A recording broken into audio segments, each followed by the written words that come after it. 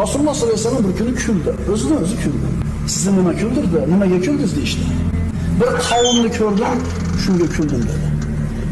Ularni deydi, zanjirband qilib jannatga so'rab olib ketishyapti.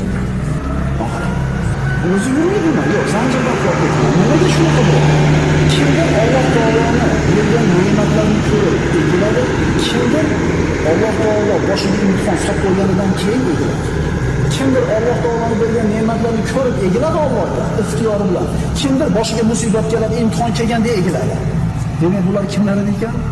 O'sha boshiga imtihonni berib Alloh mashaqqatga kirgizib, Alloh degizib qo'yib turib, gunohini kechirib jannatga zanjirband qilib nima qilyapti?